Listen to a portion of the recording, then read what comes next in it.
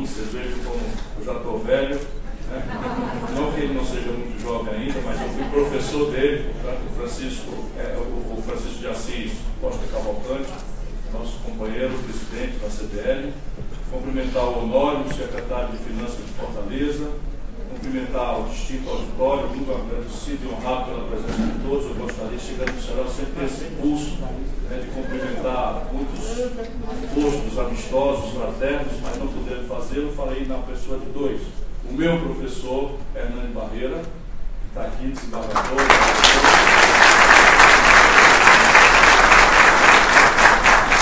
E o Deusmar Queiroz, que é um empreendedor cearense que projetou-se para o Brasil por enquanto.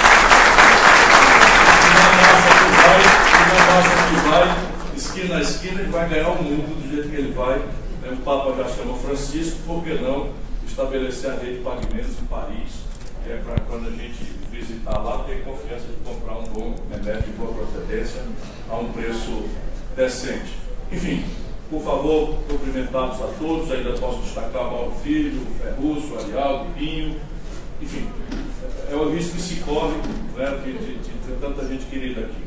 Eu vou tentar, por algo ao redor de 45 minutos, refletir com a qualidade do auditório, resumidamente, porque o problema é complexo, sobre o que está acontecendo com o nosso país, na tentativa, e creio que nós deveríamos forçar a mão para que toda a elite política do país fosse obrigada a refletir sobre a tentativa de responder duas perguntas, simples de formular, mas muito complexas de serem respondidas. A primeira: o que está acontecendo para o Brasil estar na situação em que chegamos? A segunda: o que fazer para que o Brasil vire este jogo e a gente possa, então, olhar para o futuro com um pouco menos de medo, com um pouco menos de insegurança e com um pouco mais de esperança. E aqui nós precisamos fazer alguns acordos metodológicos. Se nós olharmos a emergência popular, a agenda popular, as urgências da agenda popular, que imediatamente a acessibilidade dos políticos captura, a marketagem desenha e praticamente monopoliza os debates pela tradição recente que nós temos assistido, nós ouviremos um debate sobre saúde, uma grande emergência popular, educação, já com baixa intensidade, emprego, não é para menos, 13 milhões e 100 mil pessoas estão desempregadas, segurança pública, que tomou uma centralidade dramática em Fortaleza, no Ceará, mas no Brasil como um todo, não duvidem, é hoje a grande emergência da vida urbana, o medo. Não por acaso, aquela pantomima da intervenção federal militar no Rio de Janeiro é uma tentativa dos políticos de responder esse clamor por alguma coisa diferente do trivial, porque ninguém aguenta mais circular com medo, não ter condição de viver com tranquilidade. Porém, a especulação sobre essa agenda popular, que naturalmente reflete muito amargamente também sobre corrupção, ela não terá boa resposta se nós não trouxermos uma outra agenda pouco refletida e que precisa ser popularizada para que a gente encontre as forças e organize os rumos da opinião nacional para que a prática dessas emergências populares não seja uma mera promessa mentirosa, porque a educação que presta custa dinheiro. Segurança pede inovação institucional, sem dúvida pede inovação institucional, mas pede aparato de inteligência, de sofisticação tecnológica. O Brasil tem 17 mil quilômetros de fronteira seca e 8.400 quilômetros de fronteira molhada. Nós não vamos fazer a patrulha de contrabando de armas, bilionários volumes de droga, vinda dos maiores produtores do mundo, que são nossos vizinhos, fazendo do Brasil um gravíssimo, o mais grave imposto comercial da droga no mundo, movimentando bilhões de dólares com um pelotão de soldado em fronteira, modernamente. Só para dar concretude. Então nós precisamos impor uma agenda que entenda o que está acontecendo com o Brasil e as pistas, né, da grande questão estrutural do desenvolvimento do país e das energias fiscais, do dinheiro público e das inovações institucionais que o país precisa pôr em debate para ter chance de superar a interdição de um Congresso normalmente reativo a um presidente reformista. Isso também se entende porque, mal passados 3 meses das eleições, o nosso povo volta para casa, não lembra 3 meses depois 76% sequer do nome do deputado em quem votou, e o deputado é cercado diariamente pelo lobby, pelos grupos de pressão, pelos interesses organizados, informados, que são conservadores, porque tudo que está errado no Brasil, acreditem meus conterrâneos, não está errado porque tem um manual de fazer certo, e os caras em Brasília são tão salafrados que fazem tudo errado de maldade, de ruim que são. Se fosse assim era mais fácil. Não é verdade. Tudo que está errado em Brasília é porque atende a interesses menores, porém muito ativos, muito informados, muito agressivos, muito militantes. E a gente só vai quebrar isso se a gente conectar as maiorias populares a partir dos seus líderes, empresariais especialmente, acadêmicos, com muita relevância, artistas, intelectuais, para que a gente ajude o povo nessa grande mediação a entender aonde é que está sendo jogado o verdadeiro jogo. E aí nós precisamos fazer alguns acordos. Primeiro, penso eu que nós devíamos fazer um acordo metodológico de não achar que o problema brasileiro, complexo e estrutural como é culpa da Maria, do Francisco ou do José. Também, se fosse assim, era mais fácil. Claro que o Francisco, a Maria ou o José ajudam ou atrapalham, agravam ou atenuam o problema estrutural. Mas é preciso entender que o problema não é um problema de Maria, Chico ou José. É um problema estrutural, derivado do colapso do velho modelo nacional desenvolvimentista e da nossa incapacidade de entender com inteligência, espancando as simplificações grosseiras das ideologias exóticas que vêm dos manuais de Chicago ou da velha China, para infernizar o debate e nos impedir de refletir objetivamente sobre a própria realidade que nós estamos observando. Olhando assim, eu penso que as coisas estão erradas no Brasil. Não dá para afirmar que elas estão certas com os números que eu conheço. Alguns são muito fresquinhos. Por exemplo, nos últimos 12 meses, aconteceram no nosso país 62.700 homicídios. 62.700 pessoas foram assassinadas no Brasil nos últimos 12 meses. 4.200 destas no nosso Ceará. 8% apenas desses homicídios são investigados. Porque o aparato da polícia não está equipado para esse nível de sofisticação que tomou o crime a partir do narcotráfico, dos seus bilhões de dólares, e das facções criminosas organizadas nos presídios de São Paulo e Rio de Janeiro e que migraram para todos os lugares do Brasil, comandando de dentro do presídio o domínio e a disputa de territórios, usando exércitos de garotos pobres, jovens, negros, caboclos, num verdadeiro genocídio pelo país afora. E há gente que ganha com isso, está se montando no Brasil toda uma superestrutura política para, como urubu sobre carniça, explorar esta justa queixa da sociedade brasileira ante a completa impotência do Estado de Direito Democrático, das autoridades, de responder com eficácia a esse drama.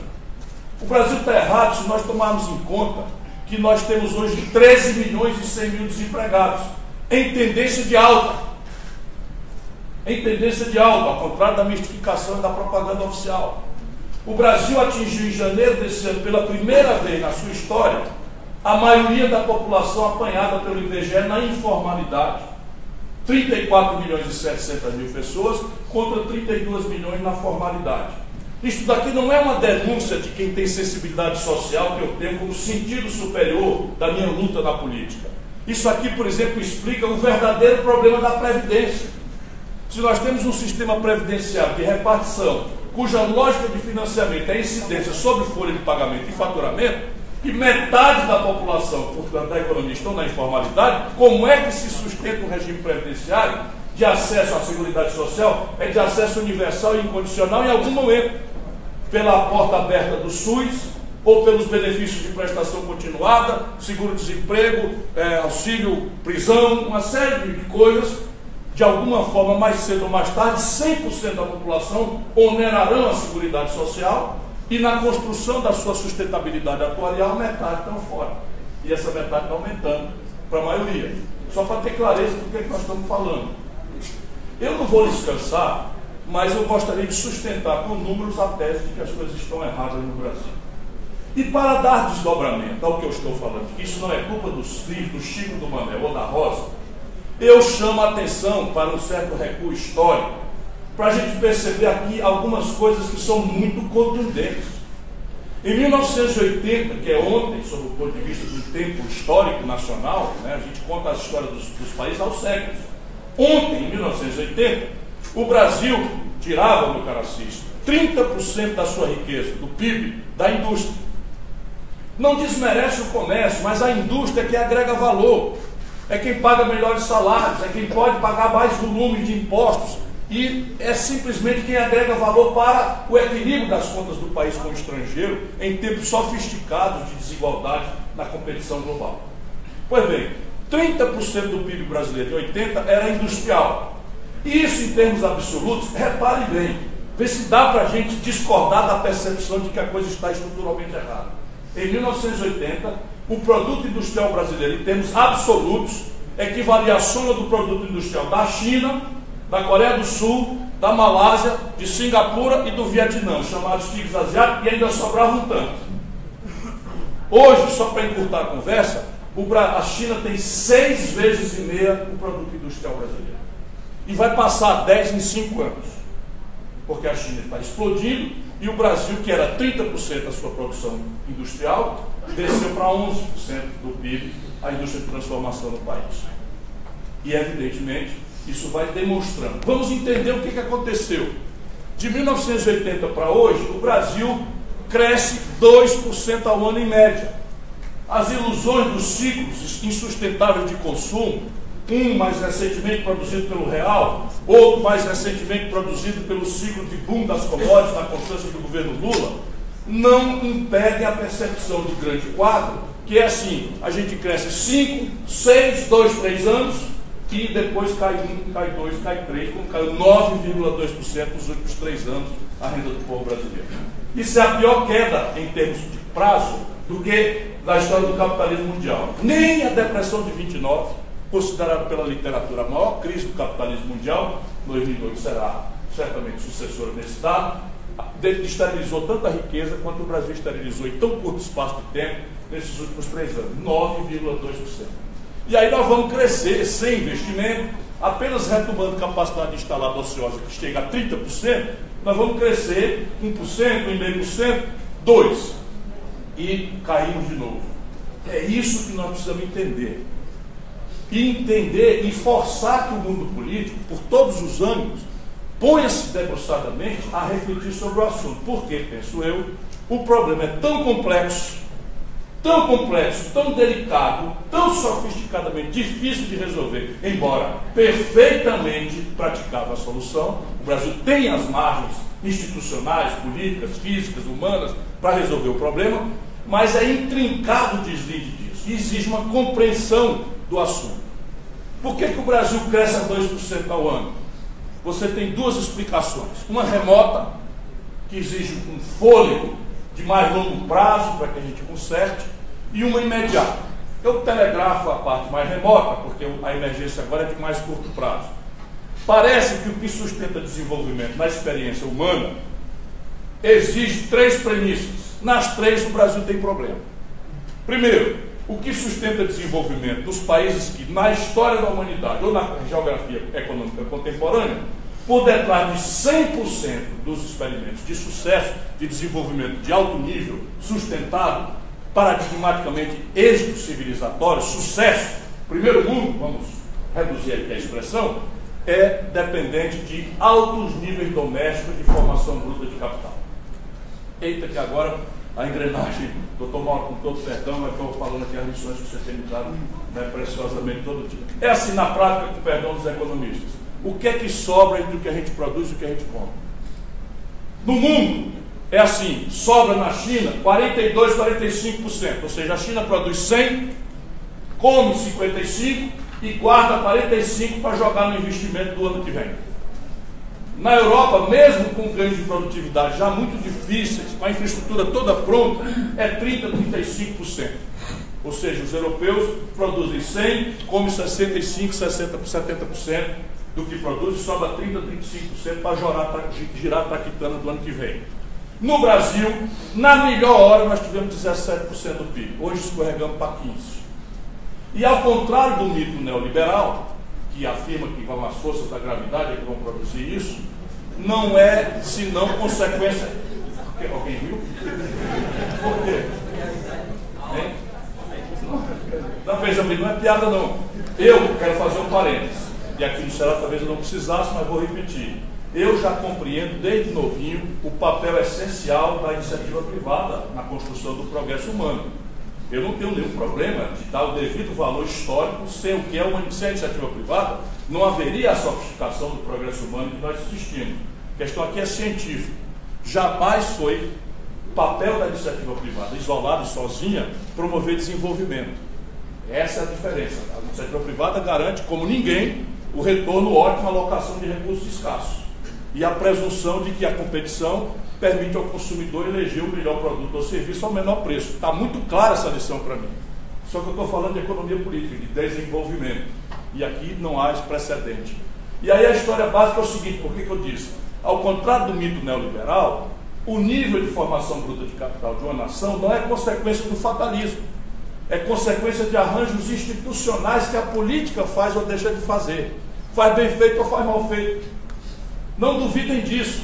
Trata-se da forma como se organiza o sistema tributário, punindo menos o investimento e o trabalho e a produção e gravando mais a retenção especulativa de capital e de propriedade, especialmente intergeracional.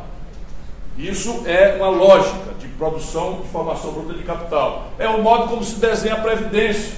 Nós no Brasil temos um sistema anacrônico de repartição em que a gente arrecada com a mão e paga com a outra, mal e porcamente. Tanto na arrecadação, que onera gravemente a competitividade sistêmica que o país não aguenta mais, e com a outra mão, depreciando a forma com que se indignamente trata o trabalhador da iniciativa privada, enquanto se garante privilégios intocados para certa casta do baronato brasileiro.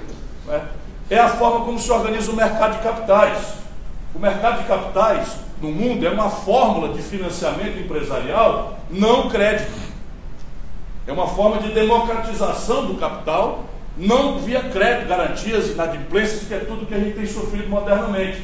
No Brasil não há uma notícia de um IPO, de uma alavancagem de um empreendimento, por lançamento de ações na Bolsa. O que há na Bolsa de Valores do Brasil é um jogo de cassino de ações que já existem, de empreendimentos que já existem. Nenhum é capitalizado. Venture Capital, que a gente é obrigado a repetir em inglês, porque nem sequer a expressão em português existe.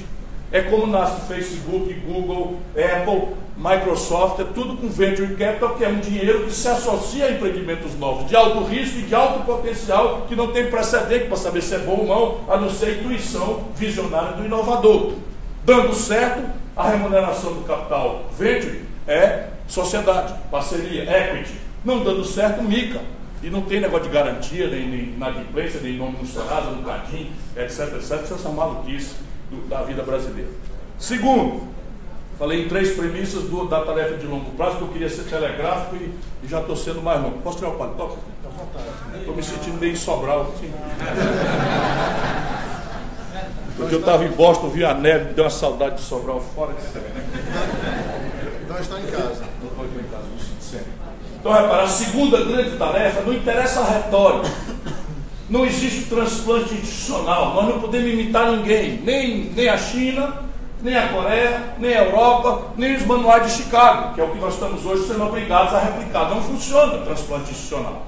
Mas o que por detrás da retórica e da institucionalidade política mais variada é 100% com condição premissial, sine qua non, do êxito civilizatório, uma convergência estratégica entre o Estado forte, o empresariado convergente com o consenso do desenvolvimento pactuado e uma universidade que sai dos seus muros para responder prontamente ao desafio técnico-científico do empreendimento produtivo que se faz.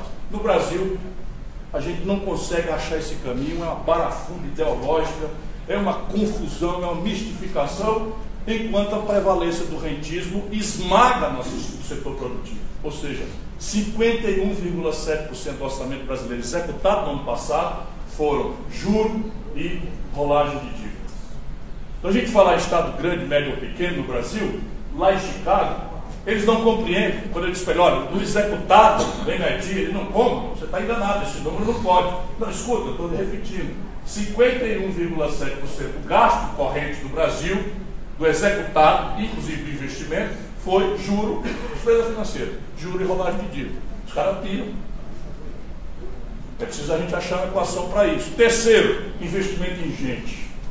Não é possível a economia competir globalmente com os indicadores de produtividade de uma sociedade que tem 700 mil casos de dengue nas grandes cidades, 800 mil casos de malária nas grandes cidades, volta da febre amarela, regressa reentendimento do século XIX, não no Ceará, em São Paulo.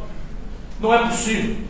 Não é possível se ter aposta no futuro com metade das matrículas que a Colômbia dá aos seus garotos de 18 a 25 anos.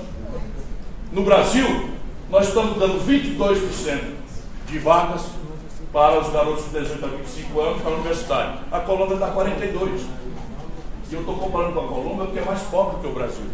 Nem Cuba, que já dá 70%, eu estou comparando porque pode parecer que eu tenho alguma admiração pelo regime, e eu não tenho. Apenas eu chamo a atenção que Cuba é mais pobre do que o Ceará. Portanto, também aqui não é um problema propriamente de dinheiro.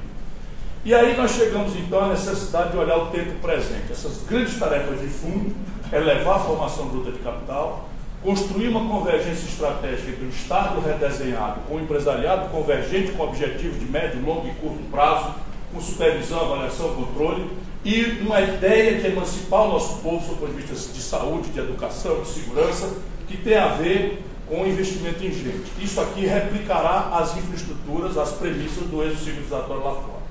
E como é que a gente parte para lá saindo de hoje? É preciso entender o que está acontecendo hoje.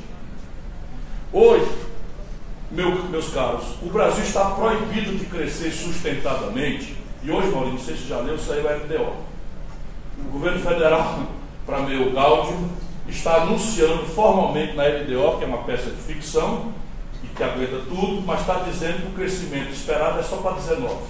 20 e 21, para aí já deve voltar a decrescer novamente. Porque é óbvio, eu vou tentar mostrar para vocês. Primeiro, o Brasil está proibido de crescer pelo inédito endividamento das empresas e das famílias. E a gente precisa pôr isso em debate, porque ninguém no mundo conhece esse fenômeno, que é basicamente o seguinte: a CDL está aqui para não me deixar mentir. Hoje, mais de 60 milhões de brasileiros estão com o nome negativado no Serasa e no SPC. Olha aqui, mais de 60 milhões de brasileiros estão com o nome negativado no SPC e no Serasa. Portanto, expulsos da demanda agregada que o crédito permite, cada um se sentindo o pior dos homens ou das mulheres, porque acha que ele que não deu conta de pagar, está com o nome sujo. Quanto mais pobre, mais esse remorso existe. Quando a gente olha o grande número, claramente é o efeito final desta política ruinosa de taxa de juros produzida pelo governo e agora pela concentração bancária. Eu volto ao assunto. As empresas brasileiras, acabei finalmente, tive na Febraban, não conversei com ele em Portugal, estou indo lá de novo, mas eu consegui descobrir o número. Eu estava na CSN, eu vi de lá o que estava acontecendo e fui estudar. Estava lá como executivo. Pois bem, neste momento o mundo empresarial brasileiro está devendo 2 trilhões de reais. 600 bilhões de reais dos quais estão na contabilidade dos bancos como crédito de recuperação duvidosa. Ou seja, o sistema bancário brasileiro está completamente retraído, não está renovando papagaio de ninguém. Nas principais praças ninguém está pagando ninguém, e nós estamos tentando, na hora que o Banco Central está com a menor Selic dos últimos anos, do ponto de vista nominal, o spread bancário na ponta está subindo. Por quê? Porque estão precisando encontrar remuneração para essa brutal inadimplência potencial de 600 bilhões ante 2 trilhões de dívida. O mercado não resolve isto sozinho. Por quê? Porque nós, nos últimos 20 anos, cometemos a imprudência de permitir a mais veloz e grave concentração bancária do mundo capitalista. Quando eu era ministro da Fazenda, o Ceará tinha 5 bancos. Isso foi em 94. O Ceará tinha 5 bancos, Minas Gerais tinha 12. Hoje, 5 bancos concentram 83% das operações financeiras do Brasil. 2 deles públicos, postos pela política no cartel, no oligopólio dos bancos privados, por eles controlados, que é o Banco do Brasil e a Caixa, e Santander, Bradesco e Itaú, os 3 privados. 5 bancos dominam 83% da transação. Sabe quanto é que foi a receita de tarifa, que é o típico comportamento de oligopólio? A receita de tarifa do ano passado do sistema financeiro brasileiro, 36 bilhões de reais. Tarifa é preço de serviço. Se não tem concorrência, eu arbitro num jantar em São Paulo com 3 pessoas e suborno a política para botar os outros 2 no jogo, eu cobro a tarifa que eu quiser. Se você se queixar, vai se queixar por papo. Ou vai se financiar no Japão, que não desconta duplicado aqui no Ceará, não sei porquê. Isto é a concretude. O Brasil está proibido de crescer se não desarmar esta bomba. Eu estou estudando caminhos para que a gente ofereça aí um caminho novo para tentar atenuar, ajudar o povo a superar isso, as empresas e as famílias. Segundo, não há precedente do colapso fiscal em realização e em potencial no Brasil. LDO. Déficit contra a lei de ouro. Como é que chama? Lei de ouro. 257 bilhões de reais que o próximo presidente da República pegar em 2019. Essa gente dizendo que resolveu o problema, e eu que vou pegar esse treco aí, preciso avisar para todo mundo que são 219.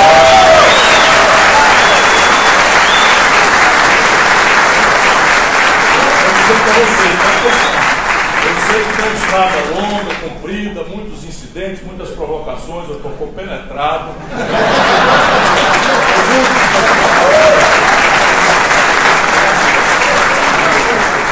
Todo mundo que me quer bem está achando, o cara tem chance, mas o problema dele é ali. Como se fosse. Sabe qual é o problema da minha língua? É isso que eu estou falando aqui, ó.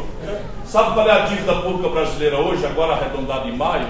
Vamos chegar a 4 trilhões de reais. Sabe o que é que eles inventaram? Um negócio chamado Operação Compromissária do Banco Central. Uma fraude que não é transparente e que nós descobrimos já representa 26% da dívida pública brasileira. Em números grossos, 1 trilhão 184 bilhões de reais. Prazo de vencimento, 4 dias. Então se preparem, não se dividam em dólar, porque haverá mais cedo ou mais tarde um ataque especulativo contra o real. Na sequência aí da campanha, ou na iminência da posse, ou em alguns primeiros dias, haverá uma desvalorização aí por baixo de 30% a 35%, que imediatamente vai tensionar se a gente não conseguir desarmar essa bomba. E eu estou espalhando isso para ficar logo muito claro que não serei eu, pela minha língua, não sei o que produzir isso. Isso está escrito nas estrelas por conta da dívida ter tomado esse perfil criminoso com que essa gente tem permitido o sistema financeiro atuar sem nenhum compromisso com a sanidade da economia do país.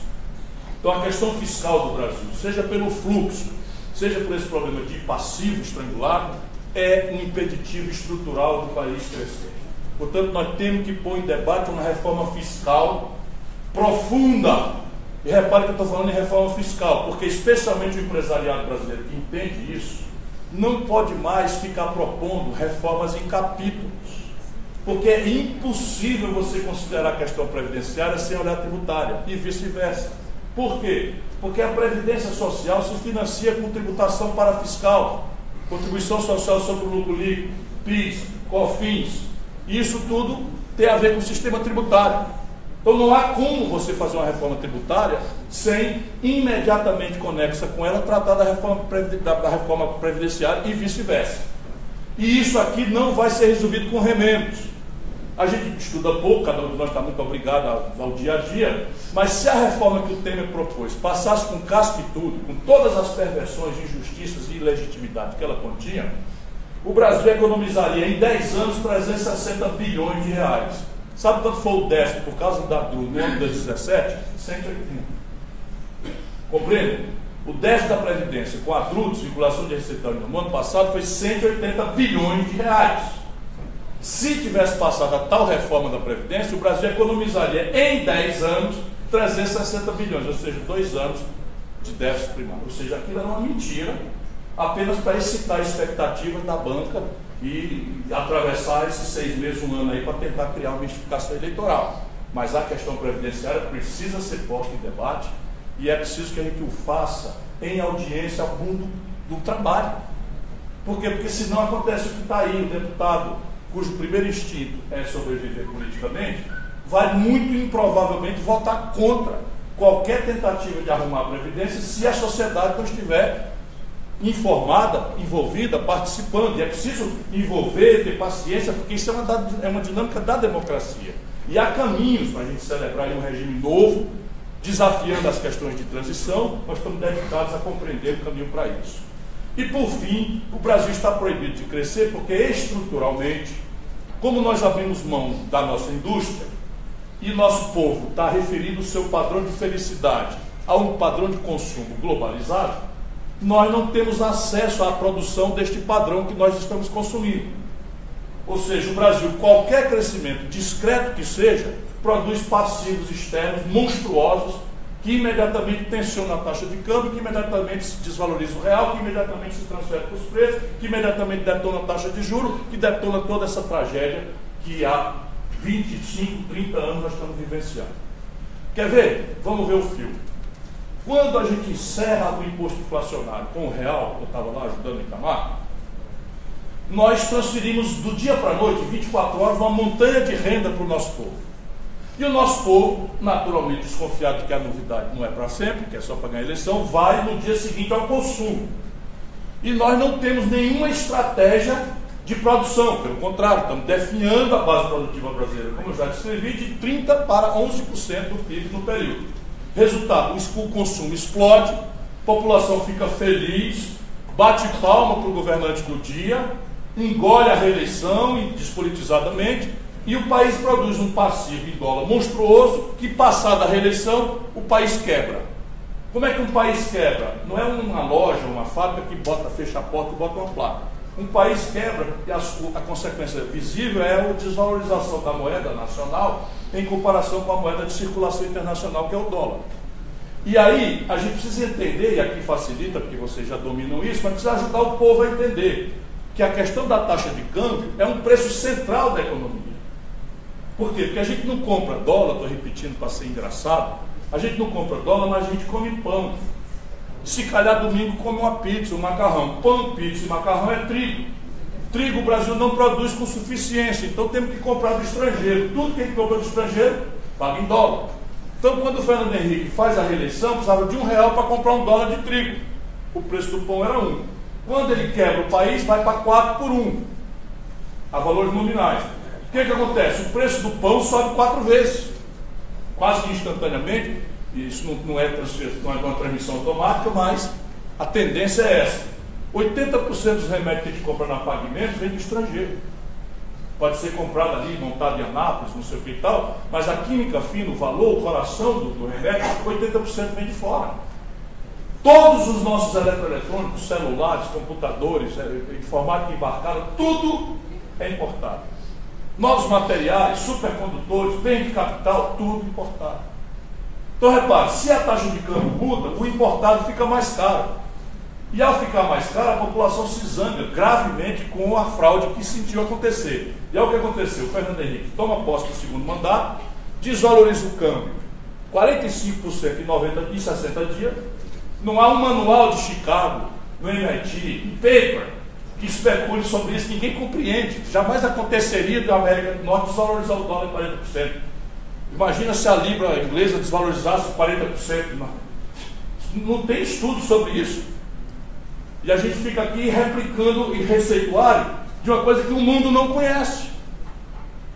Resultado prático: o PT faz o movimento fora FHC e meu bom amigo Lula pede o impeachment do Fernando Henrique e vai entregar o pedido de impeachment ao então presidente da Câmara, Michel Temer. Isso é o nosso país, que era então o braço direito do Fernando Henrique. Passa o tempo, a Dilma. Com o Lula, o que acontece? Aqueles R$4 da virada do Fernando Henrique, em valores contemporâneos, seria como se o Lula, tomando posse hoje, apanhasse a taxa de câmbio em R$9,20. Ela está a 3,20, tá? Então o Lula tomou posse a valor de hoje com a taxa de câmbio a R$9,20, a valor presente. 8 anos depois, ele entrega para a Dilma a R$1,75. O que aconteceu na prática? Se quando eu desvalorizo eu perco capacidade de compra, quando eu valorizo a minha moeda, eu ganho capacidade de compra. Resultado prático: o povão sentiu multiplicar sua capacidade de consumo em 4 vezes com o Lula. E aí a gente vai entendendo, ó, muita palma, muita gratidão, muita beatificação do camarada que produz um fenômeno que é multiplicar a minha capacidade de consumo 4 vezes em 8 anos. sem se falar nos outros méritos, etc. Por que o país não quebra? Não quebra porque a China, bombando lá fora, saindo de 1/6 de Brasil para ser 6,5 vezes o Brasil no mesmo período, demanda brutais e volumosas compras dos produtos tradicionais brasileiros. Olha o número. Quando o Lula entrega para a Dilma, nós estamos vendendo uma tonelada de minério de ferro por $190. Quando a Dilma sofre o golpe, a mesma tonelada estava sendo vendida por 38. Quando o Lula entrega para a Dilma, nós estamos vendendo um barril de petróleo por $110. Quando a Dilma é derrubada, estamos vendendo o mesmo barril por 30. Resultado, o Lula expande o consumo, a produção continua definhando e o buraco na conta do Brasil com o estrangeiro explode. Não quebra com o Lula porque o buraco foi fechado, foi mascarado pela explosão de preços de commodities. Os números são impressionantes. A última vez que o Brasil cresceu 2 pontos, nós apresentamos um buraco de $124 bilhões. E o agronegócio e a mineração deram superados 90. E aí a gente atravessou com a Dilma. Mas ali já estava desenhado o mesmo fio. Quando a Dilma, os preços despegam, buraco na conta externa apresenta-se, não tem financiamento, resultado, atravessa a eleição com marketagem, é o mesmo fio. E passa a eleição a uma desvalorização cambial de praticamente 50%. E nós saímos de 1,75 para 4. Não foi tão violento, mas em tempo de 8 anos de progresso, a pessoa sentir que metade da sua capacidade de consumo se perdeu no dia seguinte da eleição, a pessoa fica com ódio. Resultado, cria-se um movimento fora Dilma, se faz o pedido de impeachment, dessa vez entrega na mão do quadrilheiro ligado ao Michel Temer, que é o Eduardo Cunha. Eu chamava, como eu dizia, que era bocão, aí eu vou na cadeia. Né? A gente podia ter passado sem essa se tivesse prestado atenção no Cid, que foi lá e botou o dedo no cara inteiro. Mas as pessoas gostam da enganação, da mistificação, porque essa é a ciência da safadeza e da ladroeira. A gente sabia que o cara é ladrão e ficar chamando de Vossa Excelência. Isso é uma coisa aristocrática que nós herdamos dos portugueses e vamos pagar muito caro enquanto a gente não der valor à franqueza, ao calor político, que é assim que as coisas se vivem.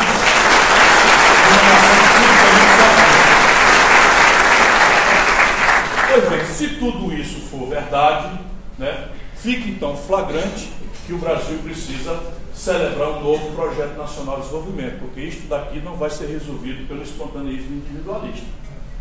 Nosso empreendedor é extraordinário, eu não sei como é que sobrevive, mas não é brincadeira o que tem acontecido no Brasil com o universo empresarial. Não sei como é que eles aguentam, né? É muito talento, o mundo inteiro admira a capacidade empreendedora do brasileiro, mas o ambiente, o ecossistema empresarial do país é o pior e mais hostil do mundo, né?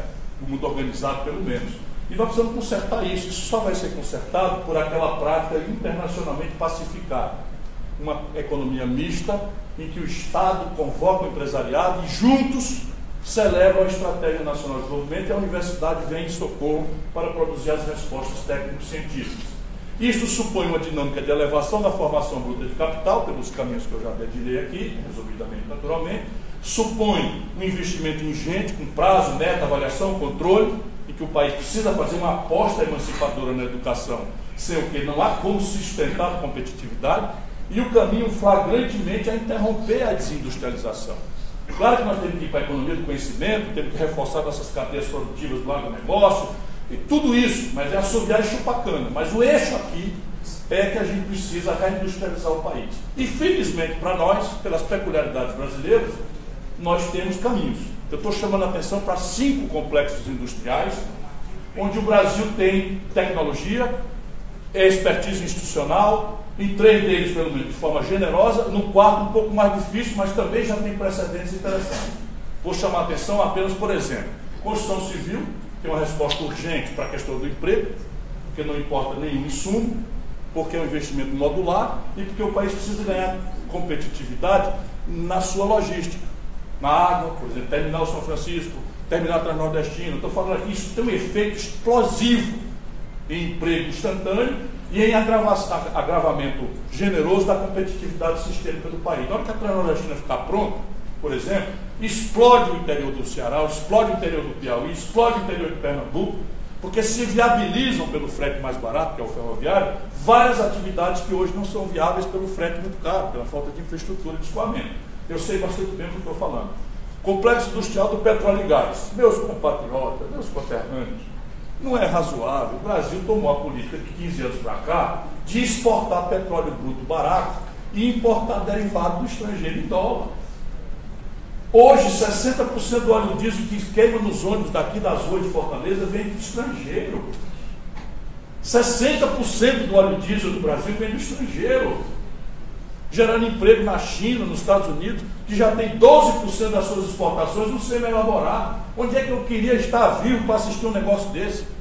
O Brasil, que sempre foi restringido comercialmente na agressividade competitiva de semi-elaborado de aço, por exemplo, agora sendo um país em que a gasolina americana chega mais barata no Brasil, com todos os custos de logística e agregação de valor minúscula que isso tem, sem se falar na indústria 4.0 de polímeros, novos materiais, etc., que a petroquímica pode sustentar. E no Ceará o cheixo foi dado, e qualquer presidente que assumir tem que fazer a refinaria prêmio do Estado do Ceará em linha com essa estratégia de autonomia em petroquímica. Essa é a nossa refinaria. É disso que eu estou falando.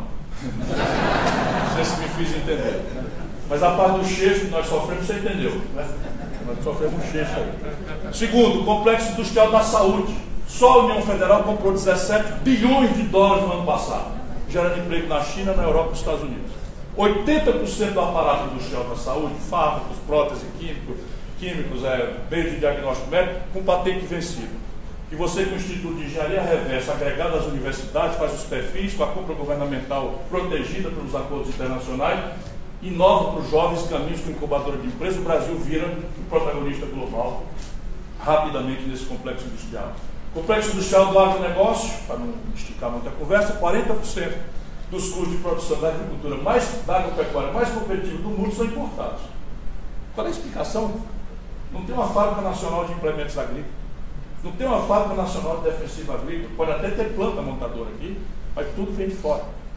E o complexo industrial da defesa, aqui um pouquinho mais sofisticado, mas são 20 bilhões de reais que o Brasil está gastando todo ano, gerando emprego por aí afora. Para bem dizer, 3 anos atrás a China ganhou a concorrência para fornecer os uniformes do exército brasileiro. Só para vocês verem o nível em que nós chegamos. A Dilma cancelou isso daí, deve estar respondendo um processo no Tribunal de Contas, mas evidentemente o Brasil não pode aceitar isso.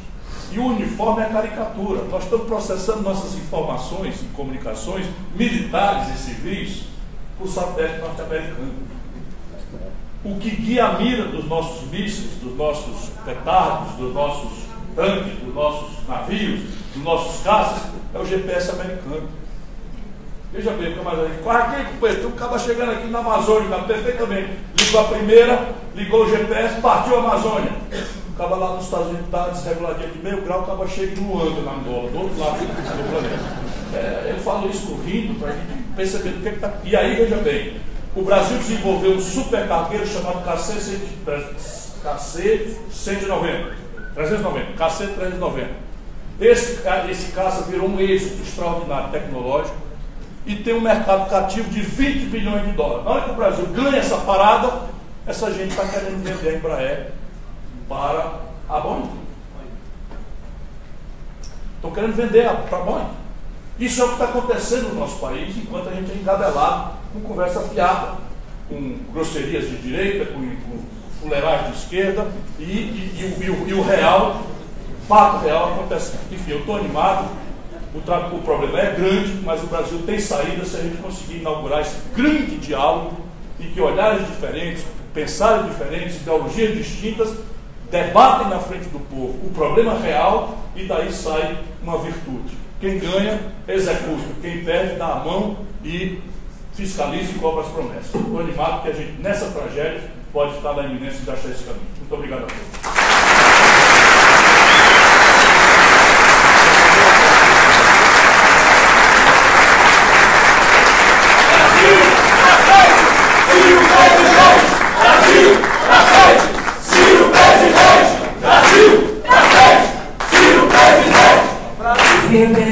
Gomes, muito obrigada pela sua explanação. Eu peço, por favor, que todos sempre aguardem um minutinho, que nós vamos abrir espaço para as perguntas. As nossas recepcionistas estão com os papéis, onde vocês vão identificá-los e fazer o seu questionamento. Enquanto isso, por favor, Gostaria que falasse aqui o doutor Honório Pinheiro para a saudação aqui final.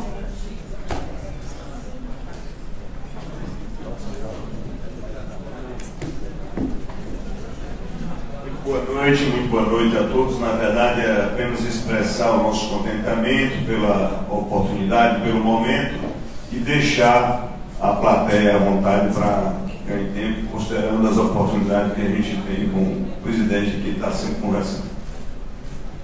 Pronto, gente. Assim vocês fazem os seus questionamentos e a gente passa para cá para o nosso convidado participar desse momento. Sentado, o reumatismo encostou já. Bora, negar. É por escrito? É por escrito. Ah, é bom porque não tem aquele discursinho antes. Você está colhendo aí, né? Está colhendo isso.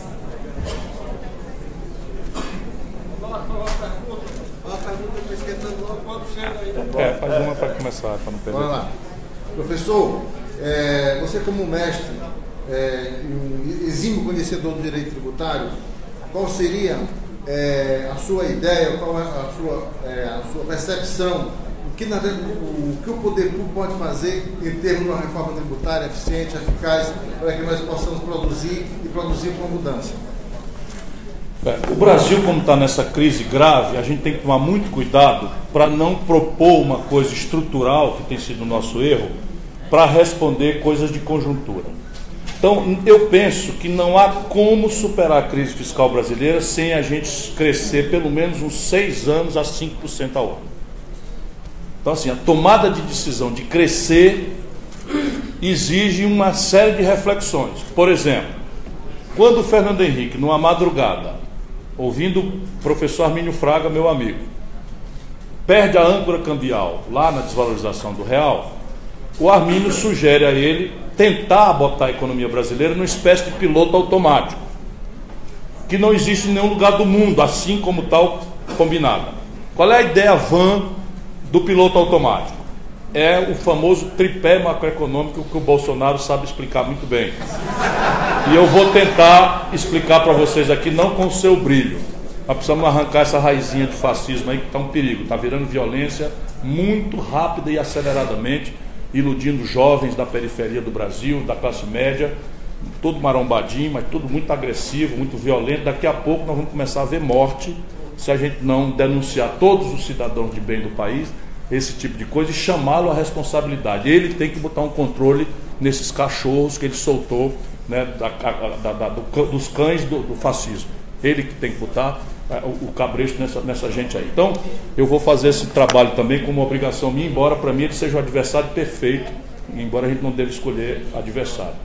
O tripé macroeconômico é o seguinte: a gente afirma, pouco importa o cenário, a oscilação de preços internacionais, como eu mostrei aqui, o Brasil está numa espécie de piloto automático que anuncia, com um ano de antecedência, uma meta de inflação, uma taxa de câmbio flutuante, que pela doença holandesa você sobreaprecia o real, fica mais barato você sair de São Paulo para Miami do que vir para Fortaleza, há uma ilusão consumista e o país quebra o seu balanço de pagamento ciclicamente, como eu demonstrei.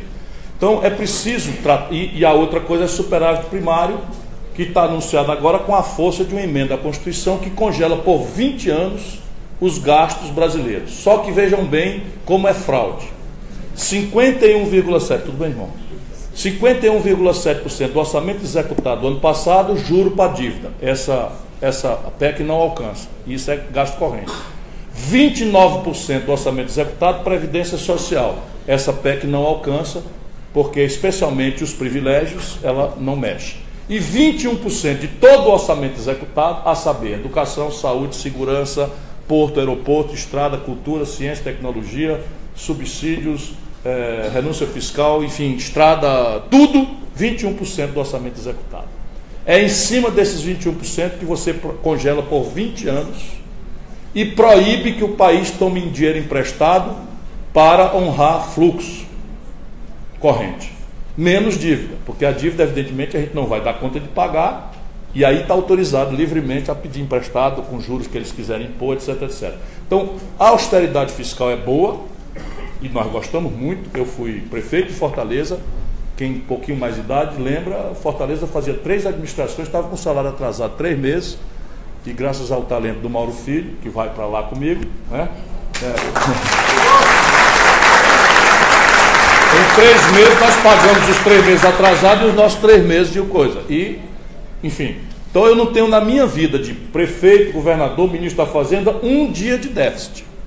Então ninguém me confunda que eu estou defendendo afrouxar a conta, porque não é disso que se trata. Eu comprei, só agora que eu estou contando isso, 100% da dívida em títulos do Ceará, com 15, 20 anos de antecedência no vencimento. Eu, governador, trabalhava com 36% da receita corrente líquida, era disparado o maior do Brasil, separei 3% e via corretora do banco, fui comprando quantidadezinhas pequenas todo mês, porque se eu entrasse comprando muito, eu não aproveitava o deságio. Então não podia nem me gabar, não podia nem me pabular, porque comprei a dívida com 34% de deságio e entesourei. Não é por acaso que o Ceará é o estado bastante mais líquido do que qualquer outro estado brasileiro. Só estou contando isso agora, né? Para o Brasil entender qual é o nível de austeridade com que eu me comporto. Mas não é por aí. Zerei a dívida imobiliária, trouxe toda ela 100% com 15 anos de antecedência. Ninguém tem isso, nunca aconteceu na história brasileira, nem antes nem depois, né? Só para ter clareza do nível de austeridade com que eu encaro. Mas não é assim que se faz. É preciso achar uma regra, nós no Ceará achamos. Por exemplo, aqui no Ceará, saúde, educação e investimento estão protegidos. E aí o arroz é no resto. Tudo bem, vamos lá, é tempo de sacrifício e nós vamos ter que fazer sacrifício. Então, o Brasil precisa discutir, e na ambiência da reforma tributária, o que parece ser evidente são 2 coisas. A primeira, simplificação. E aí, na simplificação, os nordestinos temos que tomar muito cuidado com uma tese que vai virando consenso na academia e entre os técnicos, até num livro que eu escrevi, porque tecnicamente é o correto. É a ideia de você substituir todos os impostos sobre valoração agregada por um único IVA nacional. Só que ao fazermos isso, a gente tira a autonomia do Estado fazer política de atração de investimento. Inclusive fazemos para o comércio, só o Ceará faz, né, incentivo fiscal para a animação da atividade comercial, graças a outro grande talento cearense que está ali, Toinho, mais popular como deputado Antônio Balma, né, que é o Toinho das meninas. Então é preciso discutir isso desde que se crie um fundo de desenvolvimento industrial e comercial, e aí é um debate que nós temos que fazer para a gente não cair na esparrela de uma lucidez técnica muito brilhante, e depois você tem outros tributos que você tem que pensar no assunto. Primeiro, só o Brasil e a Estônia não cobram tributo sobre lucros e dividendos empresariais. Não estou falando de pequena e média empresa, estou falando de lucros e dividendos de banco, por exemplo. Só o Brasil e a Estônia não cobram. É razoável que a gente siga na companhia da Estônia nessa tendência? Aqui a arrecadação não é espetacular, mas bota o Brasil em linha, né, com o mundo, de maneira que a gente possa tirar, por exemplo, a tributação que incide sobre o faturamento. O que é a tributação sobre o faturamento? É uma empresa que vai bem e uma empresa que vai mal. E o Estado incide igual delas, porque incide no faturamento e não no resultado.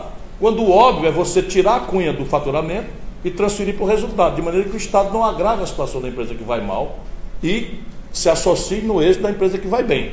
Então nós vamos propor isso. Depois, isso é muito impopular em certos ambientes, mas o Brasil subgrava heranças. Então, nos Estados Unidos, a alíquota menor de heranças grandes, não estou falando de classe média, que isso não tem nada que cobrar nada de classe média, estou falando de coisa grande, né? Por exemplo, cada irmão Marinho tem na Forbes 14 bilhões de dólares de fortuna pessoal. Só para dar um exemplo, sem querer, eu não participo daqueles que condenam o êxito, não. Eu acho pelo contrário, que o êxito é uma coisa muito boa, que prova que o cara é capaz, que é competente, não tenho nada contra, nada. Porém a questão é, e nosso povo, pobre como está, aguenta uma sociedade em que 5 pessoas têm renda e fortuna equivalente à posse de 100 milhões de nacionais brasileiros. Esse é o dado de hoje, saiu do IBGE. 5 brasileiros têm renda, têm fortuna equivalente às posses de 100 milhões de nacionais. Isso não só é injusto, isso não dá escala para o comércio. Por exemplo, se você tem, por exemplo, um país europeu que a diferença entre o mais rico, o menor salário e o maior salário é 1 para 12, está até piorando mais recentemente, no Brasil é 1 para 150, Lá você tem uma escala para o comércio gigantesca. Aqui a escala do comércio é exígua a uma minoria muito pequena que pode consumir, que a maioria vive da mão para a boca e vai bater no SPC, como nós estamos vendo aí, 60 milhões de pessoas. Esses caminhos, né, têm condição de reverter expectativas no curto prazo, mas ou o país volta a crescer ou nós não vamos arrecadar. Exemplo, sem mexer em nada, a carga tributária efetiva do ano passado foi 32,3% do PIB, quando ela já foi 36,5%, e ela não mudou lei nenhuma, mudou foi a base de incidência, porque a depressão econômica esterilizou muita atividade econômica. Isso é o que eu penso em pôr em discussão. Muito obrigado.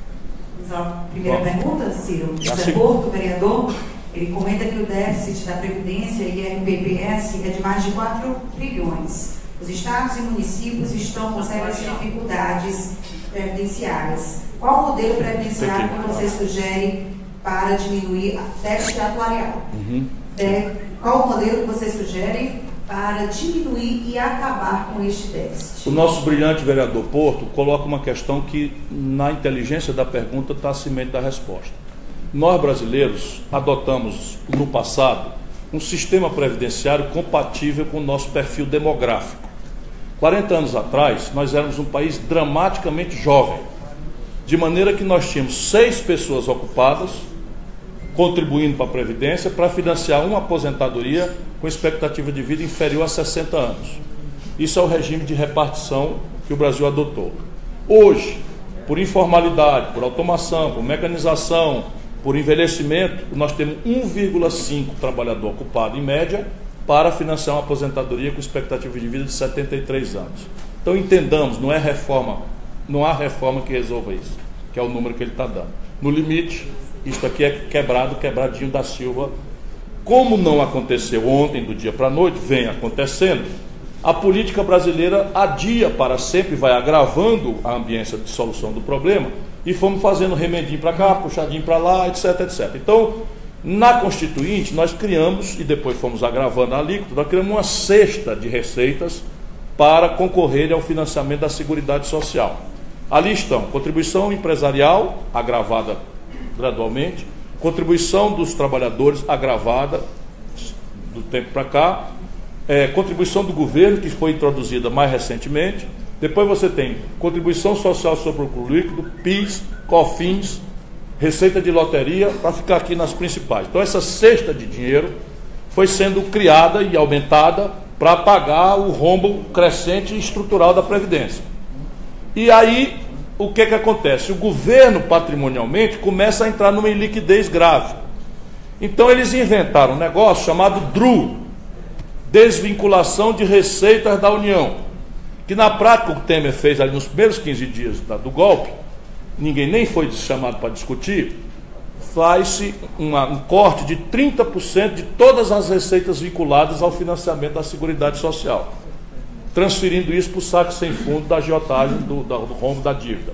Resultado, apresenta-se um déficit nominal, neste momento, de um ano de 180 bilhões de reais, que não existiria ainda se esses 30% não fossem capazes. Eu sustento, para discutir, que nós precisamos pôr definitivamente em debate um novo modelo, que é um modelo de capitalização, que inclusive guarda coerência com o esforço de elevação da formação bruta de capital do país. Essa é a grande ferramenta para levantar o capital doméstico, vinculando a poupança de longo prazo da população, que afinal de contas é o outro nome de previdência, ao investimento de longo prazo que a sociedade precisa.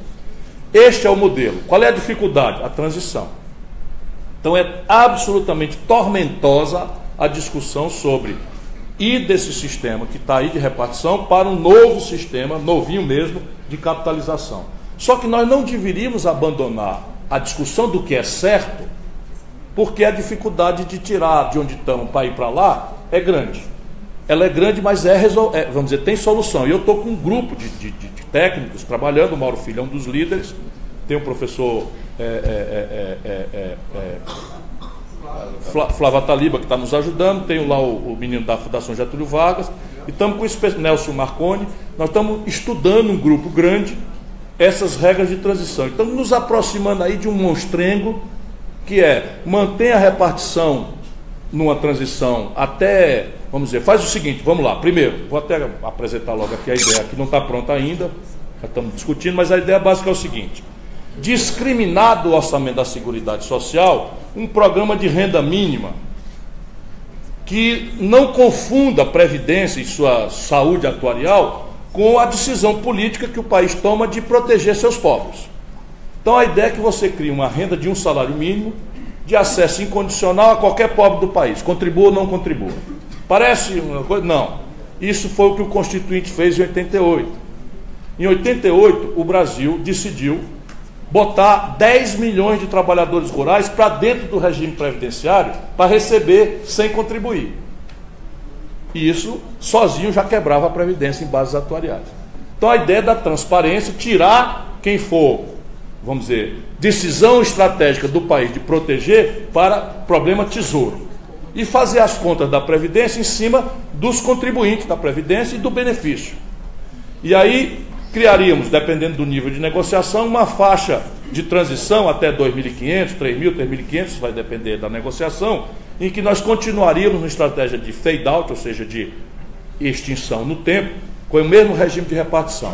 E a partir de R$5.000, obrigado, Luiz, a partir de R$5.000 nós já iniciaríamos um novo plano de capitalização. Estamos fazendo as contas, estamos vendo como é essa transição, mas eu vou pôr isso em debate e estou detalhando com o auxílio dessa gente maravilhosa que está me ajudando por aí afora.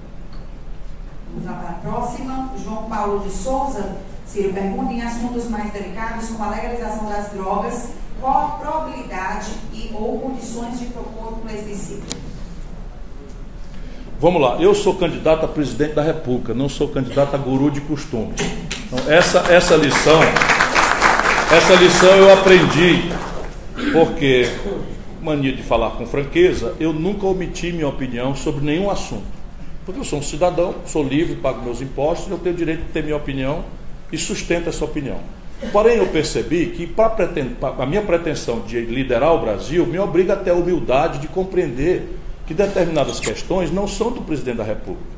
Por exemplo, vamos lá olhar esse mesmo assunto por dois ângulos. O primeiro ângulo: o Brasil tem hoje 700 mil pessoas recolhidas em presídios e os nossos presídios só têm estrutura para 300 mil. Então nós já estamos com a segunda população carcerária do planeta Terra. Só perdemos para a América do Norte.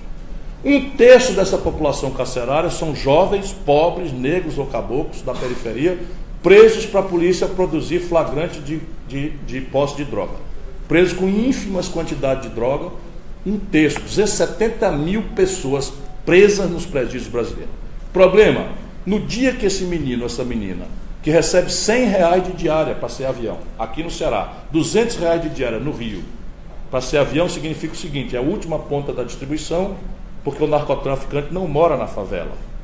Ele pega os abestados, como diz o Tiririca, né, que vão morrer, vão ser assassinados muito precocemente, para ele viver na Barra, para viver aqui, como estava esse pessoal dessa facção criminosa de São Paulo, morando no Alphaville, ali no Porto das Dunas, chegando e saindo de helicóptero. O outro que... Hã? Não entendi. O Perrelo é negócio de cocaína, pois é. Mas o cara que deu a ordem daquele tiroteio absurdo no Benfica, morava na Praia de Iracema. Então, é preciso a gente ter clareza dessas coisas. E aí é razoável que a gente mantenha isso. Então, informação cultural. Na hora que este jovem, preso em flagrante, entra na cadeia, na mesma noite, ele é obrigado a se filiar a uma perigosíssima facção criminosa, ou vai ser estuprado ou morto naquela noite ou na noite seguinte. E aí, de ingênuo idiota microtraficante ou usuário, ele vira um soldado das facções criminosas e recebe ordem para matar em busca de controle de território. Esta guerra é razoável? Aí a resposta parece, para qualquer um que olha esse problema por esse ângulo: não é razoável, essa guerra está perdida, nós temos que tirar esse exército de reserva da mão do narcotráfico, das facções criminosas, e achar outro caminho.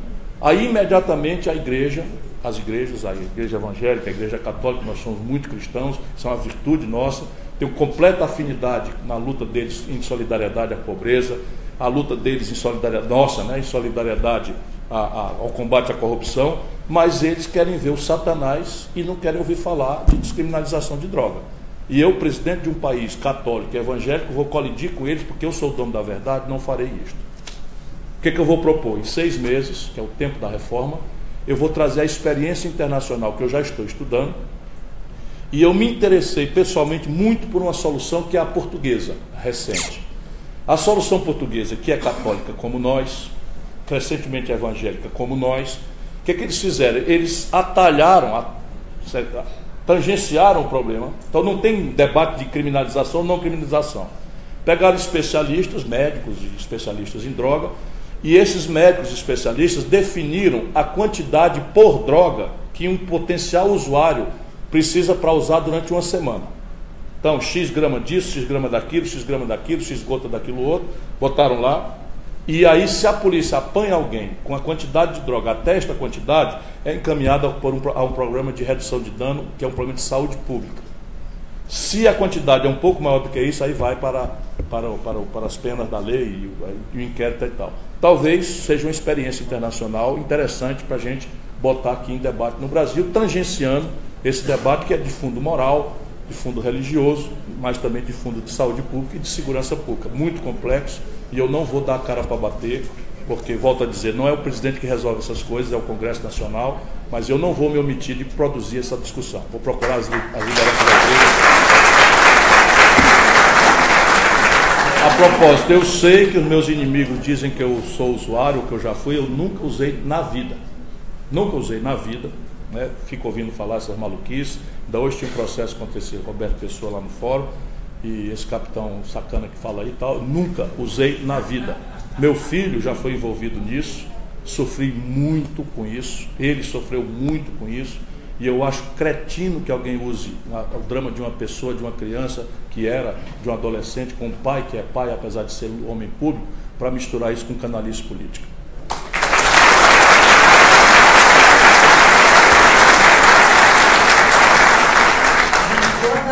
Serão repassadas ao Ciro, nós selecionamos 5 por conta do tempo mesmo, tá? Mas todas serão encaminhadas para ele. Vamos aqui para a terceira pergunta do Pedro Henrique. Se caso o senhor for eleito presidente, qual seria a sua prioridade, a principal prioridade em janeiro de 2019? Essa é uma pergunta muito curiosa que o jornalismo especialmente gosta de fazer. Mas o ato de governar não admite essas simplificações. O Brasil tem 2 tarefas. Uma é a tarefa da reforma. E a tarefa da reforma é a tarefa do chefe de Estado, que se põe ali não como o dono da verdade, mas como o grande mediador, o grande magistrado, que vai situar o problema, vai convocar as ideias, as soluções, as propostas, vai mediar o debate, vai animar mediações, vai trazer a experiência internacional comparada e vai marcar o dia de decidir. E isso eu pretendo fazer talvez como primeira característica do meu governo. Antes da minha posse, eu pretendo convocar um novo desenho do Pacto Federativo Brasileiro. Porque eu estou atribuindo a esse novo desenho do Pacto Federativo, governadores e prefeitos, a possibilidade da gente sair da condição política hostil de um presidente reformista ante um Congresso que é pressionado a ser reacionário, reativo. Isso não é por defeituação do Congresso, é porque, volto a dizer, os interesses que nós queremos atender são o interesse das nossas crianças, do futuro do país, o interesse público, o interesse nacional, e isso não tem sindicato, não faz passeata, não faz barulho, não visita o Congresso Nacional. Enquanto isso, a minoria ativa, organizada, agressiva, informada, cerca os deputados e pressiona concretamente, bota a cara do cara nos outdoor e tal. Eu, como já fui deputado 3 vezes, eu conheço isso. Então eu pretendo bypassar isso com 4 providências. A primeira, propor antes, como eu estou procurando fazer aqui hoje. Ao invés de eleger o fulano, é preciso eleger um projeto nacional, e o fulano deve ser apurado se ele é coerente com aquilo, se ele tem fidelidade àquilo, se ele é honrado, se tem experiência, se tem capacidade e tal. Mas é muito importante evitar a tentação caudilhesca de votar no fulano de tal porque ele fala bem, porque ele é bonito, porque ele é simpático, porque ele é aquele tal, coisas que nem sequer eu sou. Segundo, né, pelo menos simpático, né? O resto é com a Gisele ali. Né? Segundo, 100% dos presidentes brasileiros eleitos do Dutra para cá se elegeram com minoria no Congresso. Portanto, não temos que ter medo dessa realidade brasileira. 100% do presidente Dutra para cá se elegeram com minoria no Congresso. E 100% deles tiveram poderes quase imperiais nos 6 primeiros meses a um ano. fizeram e desfizeram o que bem quiserem e entenderam nos 6 primeiros meses ao ano. Portanto, o tempo da reforma é crítico. Eu estou marcando para ser 6 meses de debate. 6 meses pacientes, 6 meses, longos 6 meses, porém brevíssimos 6 meses, se a gente conseguir essa dinâmica de diálogo, em que ninguém tem a ideia pronta, ninguém vai impor uma ideologia, todo mundo vai ser levado a refletir sobre números, por os ângulos todos que esses números possam ver, trazer a experiência internacional, a literatura, especialistas, e ir esmerilhando para diminuir os conflitos e tentar celebrar um consenso, ou pelo menos uma sólida maioria no país. Terceiro, redesenhando o pacto federativo, a gente pode fazer uma grande negociação de atacado, ao invés de sair para coisa que já falhou, como estamos vendo escandalosamente, de comprar deputado, de lotear a administração com picareta, para depois os picaretas estarem aí flanando, e um presidente nosso na cadeia, de 4 que nós elegemos, 2 foram impedidos. Vamos prestar atenção, ó. De 4 presidentes que a redemocratização do Brasil elegeu, 2 foram interrompidos seus mandatos. O Fernando Henrique e o PSDB nunca mais ganharam a eleição nacional, por conta de, não sei, estou só dizendo o passado. E olha o que está acontecendo com a experiência replicada do PSDB pelo PT, olha o que é que está acontecendo e o componente de tragédia que ela assumiu. Então esse caminho tem que ser largado e temos que apostar num outro caminho, que é uma negociação de atacado e trazer o povo para a jogada, e esse é o 4º. Se de tudo não funcionar esse esforço de consenso e diálogo, é preciso convocar o povo diretamente através de plebiscitos e referendos para tomar decisão sobre essas reformas. Então a primeira providência é essa, é anunciar a estratégia do futuro do país. O resto é eficiência na administração, aí tem que ter um programa de desratização, né? Pode rir, um programa de desratização do Palácio do Planalto, do Palácio da Alvorada, do Palácio do Jaburu, desratizar. É uma esculhambação geral que está acontecendo no Brasil. Hein? Detetizar, mas hoje o DDT não existe mais não. Tem 1080. Tem 1080, 1080. É muito bom. Vamos lá para a quarta pergunta do Roberto. Como contemplar as decisões? Eu quero dar um abraço para a turma que está no outro auditório aí, que eu não sabia. Um abraço, obrigado pela presença. Como contemplar as dimensões continentais do nosso país com o modelo referencial de educação cearense? Ele cita o caso de Sobral. É seu conterrâneo também, Humberto, fez a quarta pergunta. Olha, se de tudo a gente tivesse que fazer uma opção, essa tem que ser a educação. Porque não existe miserável de nível médio. Não existe pobre de nível médio. É uma relação quase instantânea, educação-êxito. Educação êxito. E aí nós temos 2 tarefas. Não são triviais. Uma delas é uma tarefa de fôlego profunda e a outra é uma tarefa mais compreensível, mas que vai esbarrar nesse problema do conflito distributivo e no problema fiscal. Por isso que eu perco tanto tempo, eu abuso tanto da paciência das pessoas para a gente discutir essas chatices de formação bruta de capital, de reforma, de fiscal, porque senão é mentira. Nós só estamos com a educação que estamos porque Sobral fez o dever de casa. Tem poupança, a crise quebra os municípios, Sobral está lá bombando, o Ceará só está como está, pagando as contas, não sei o que e tal, porque nós temos aqui, feitas as contas, o Ceará é o estado mais sólido, sob o ponto de vista das contas públicas, de todos os estados do Brasil. Talvez um dia a gente precise perder isso para dar o devido valor, porque eu fico invocado como é que uma opinião pública, né, dá oportunidade a determinados discursos absolutamente simplórios e grosseiros, talvez porque a gente esteja cansando. Eu já tinha saído. Voltei por causa do golpe na luta, mas eu já tinha enjoado da política, porque a gente não pode fazer raiz. Eu mesmo não quis mais. A última eleição minha, vamos lembrar, foi em 2006. Faz 12 anos que eu não sou candidato a nada. Sou quase um novo na política. Não, do que aconteceu de 12 anos para cá, eu sou quase um novo na política. É outra conversa e tal. E é como tal que eu estou sendo recebido. Por aí afora eu lembro sempre, 60 anos, 38 anos de vida pública, aí bota um parênteses, nunca respondi ao inquérito, nem sequer para ser absolvido, nada mais é do que a minha obrigação, mas esses tempos andam tão estranhos, nunca, sabiam? Nem ministro daquilo outro, nada, nunca respondi ao inquérito, nem para dizer, não, o homem tinha razão, é limpo, não está errado. Não acontece, é um milagre. O jeito que eu abuso aí, hoje está no mundo, do Ministério Público, cacete, é um verdadeiro milagre, ou então um medo da minha reação. Então a educação, a primeira grande tarefa é mudar o paradigma pedagógico. O Brasil, salvo exceções que estão acontecendo muito espetacularmente em vários lugares. Isso é a maravilha do Brasil. Não adianta ter uma regrona que nosso povo é rebelde e vai fazendo coisas que eu estou anotando por aí afora maravilhosas. Mas, por regra, nós temos um paradigma pedagógico, o tipo de educação que nós damos aos nossos filhos é uma educação da primeira metade do século XX, que é o Fordismo. Então, a gente basicamente prepara o nosso aluno para uma cultura enciclopédica em que eles são capazes de saber um pouquinho de tudo rasamente e só vão ter alguma profundidade na pós-graduação da universidade. Isso era o Fordismo. Hoje em dia isso é lixo. Em tempos de informação universal, em tempos de Google, você precisa ter um profissional agora diferente, é o multi-habilidoso, é o apto a trabalhar em equipe e aquele que persegue a inovação, ou seja, associar informações que já existem e, ao associá-las, produzir informação nova, interessante para promover o progresso da humanidade, sob o ponto de vista técnico-científico e especialmente sob o ponto de vista econômico. Olha o que é que eu estou querendo dizer. O Brasil é o 13º país do mundo em produção de ciências. 13º país do mundo em produção de ciência. Qual é o critério? Escrita de papers. O jargão científico chama papers, né? Papéis, né? Trabalhos técnicos científicos. 13º. E é o 76º país do mundo em registro de patente. Ou seja, nós produzimos uma ciência inútil, com todo respeito, né?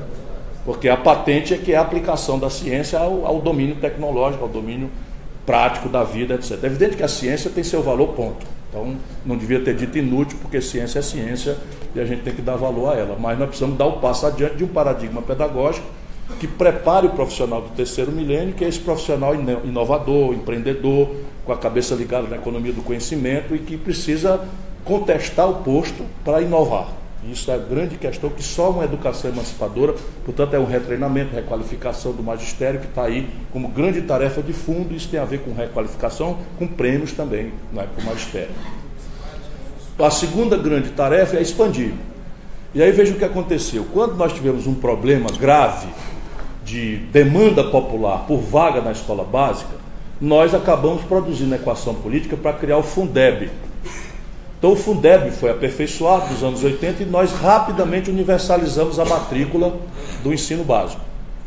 Hoje nós estamos com matrícula sobrando, porque a demografia está envelhecendo, nós estamos diminuindo o crescimento da população e explodem naturalmente duas demandas. A primeira demanda é naturalmente pela chegada desses garotos e garotas, meninos, que pegaram a escola nova do Fundeb, demandando escola média. Então é uma tragédia no Brasil, nós só temos vaga para 25%, 30% dos alunos que estão demandando vaga no ensino médio. Então é tempo de criar um Fundem, estou inventando aí, um fundo de desenvolvimento do ensino médio, porque a crise fiscal nesse momento do país apanha estados e municípios, basicamente isso é uma tarefa dos estados, praticamente líquidos, o que não é o caso do Ceará, que já está com 1 em cada 4 alunos no ensino médio, profissionalizante, tempo integral, em escolas modelo, que vão ser replicadas, se Deus quiser, pelo Brasil lá fora. Aliás, em linha com a experiência do Brizola, do Darcy Ribeiro, do Anísio Teixeira, etc. E a outra grande demanda, que tem uma interação pelo domínio das neurociências modernas e pela demanda da mulher e ao trabalho, que é o ensino infantil. Então você tem hoje a constatação científica de que as sinapses importantes, elas se formam até os 3 anos de idade da criança. Então é preciso imediatamente expandir o ensino infantil para que ele seja absorvido, que se absorvam as crianças dos filhos da pobreza, para que eles tenham a devida alimentação, para que formem-se as suas aptidões cognitivas na primeira infância. E isso é essencial e inadiável pela emergência da mulher ao mercado de trabalho. Hoje, mais da metade das famílias cearenses, por exemplo, são chefiadas por mulheres sem o marido, que por regra abandona ou jamais assumiu. E essas mulheres estão deixando o filho em casa sem ter com quem deixar, porque a necessidade do ensino infantil é muito maior do que a nossa capacidade, embora o prefeito Roberto Cláudio esteja com essa atenção já expandindo bastante por influência da nossa Carolina. Obrigada. Vamos para a quinta e última pergunta, lembrando que todos os questionamentos serão repassados para o nosso convidado Silvio Pereira Gomes. E quem encerra é o Cleudson Silva. Ele pergunta como o senhor interpreta a intenção da privatização do Banco do Brasil e, por tabela, o Banco do Nordeste. Então vamos pensar juntos. Eu descrevi para os amigos aqui, amigas, que o Brasil experimentou mais veloz e grave e agudo processo de concentração bancária. E banco é como nem farmácia, padaria. A mercadoria deles é vender dinheiro, e o preço do dinheiro é a qualidade do produto financeiro e o preço que é o juro. Se você superconcentra e oligopoliza, o que você vai ter é o crê ou morre. Então o Brasil precisa ao contrário. Se nós queremos decompor aqueles números que eu dei, de 60 milhões de inadimplentes nas famílias e de 600 bilhões sobre 2 trilhões de endividamento das empresas, é preciso ter ingerência pública para cooperar para que isso aconteça. Felizmente o Brasil tem 2 ferramentas já existentes, sem maiores demandas, para falar em 2 centrais, mas BNDES, Banco do Brasil, Caixa Econômica, Banco do Nordeste, lá no Sul, Banrisul, eles podem coordenadamente sair do cartel e começar a agravar a competição. Aí isto, entretanto, não será suficiente, é preciso que a gente avance para uma reforma do sistema bancário brasileiro, de maneira que a gente crie estimulações para cooperativas de crédito, para outras fórmulas de financiamento, né, de maneira a competir e agravar a competição, porque isso é que a gente sabe. No Brasil só somos liberais para os outros. O capitalista financeiro brasileiro é liberal para os outros, tem que ser neoliberal, o Estado mínimo, mas para ele quer concentrar tudo e quer o Estado não regulando. Como é que a gente pode deixar que na hora que a economia cai 9,2%, o sistema financeiro ganha 14% de lucro acima do ano passado? Compreende? Quer dizer, no mundo inteiro o sistema financeiro tira sua sanidade, sua lucratividade da vitalidade econômica, da economia real. No Brasil, a economia real indo para o vinagre, o sistema financeiro com lucro 14% acima da realidade. Perderam a noção. E evidentemente que o que me acusam é disso, não é negócio de bocão. Claro que eu falo um palavrão aqui, outro acolá, perca a paciência. Não vou falar mais, não custa nada para mim. Não custa nada. Mas o que eles querem é sacrificar o carteiro para ninguém ler a carta. E a carta é essa que eu estou contando para vocês.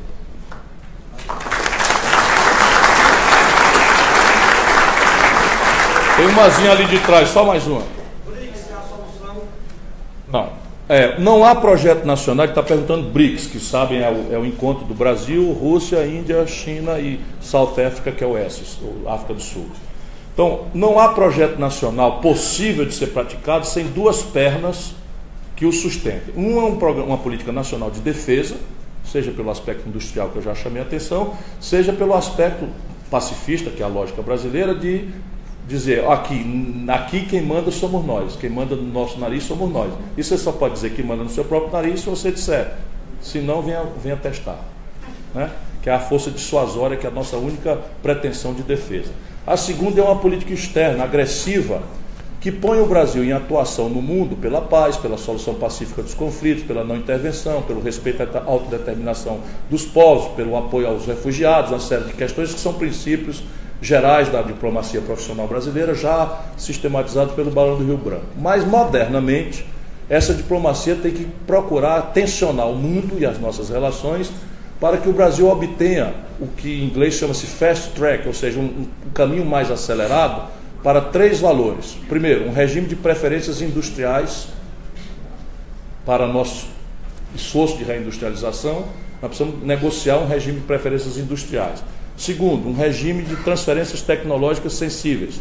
Enquanto a gente conserta nosso aparato técnico-científico, algumas tecnologias a gente pode fazer como fizemos com o Gripen sueco. Eu estou até indo visitar a Suécia a convite do governo sueco, porque eles ouvem eu falando isso e eles compreendem como é importante. Então nós íamos comprar caças, os americanos queriam vender para nós um caça vencido tecnologicamente, que é uma commodity, é um monte de ferro velho.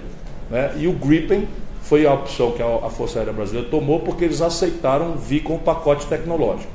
E os americanos perderam a competição, então quem vai ler o pacote tecnológico é a Embraer. O que é que os americanos fazem? Bota a Boeing para comprar a Embraer.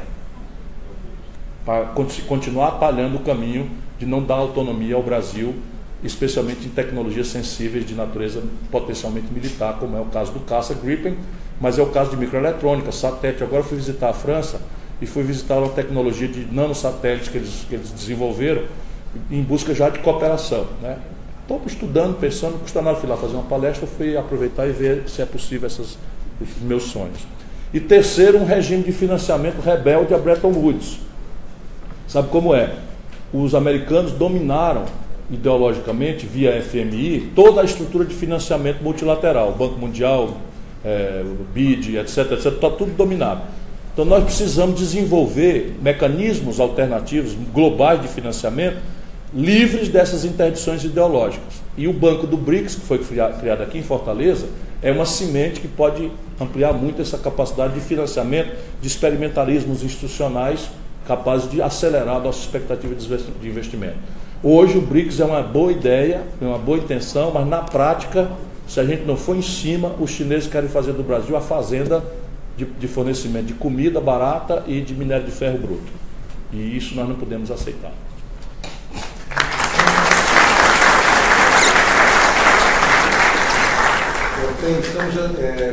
Estamos chegando ao final.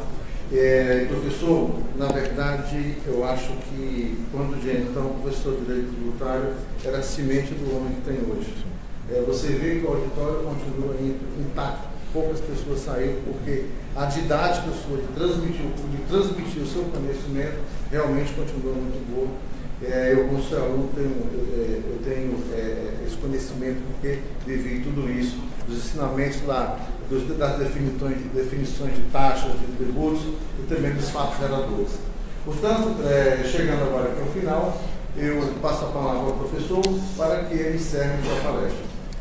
Meu presidente, você que virou nosso mestre, muito obrigado aí por tudo, é um privilégio. Eu ando pelo mundo, estou animado, estou muito indignado com tudo que está acontecendo no Brasil, mas voltar para o Ceará e falar para a minha turma não tem preço. Muito obrigado a todos.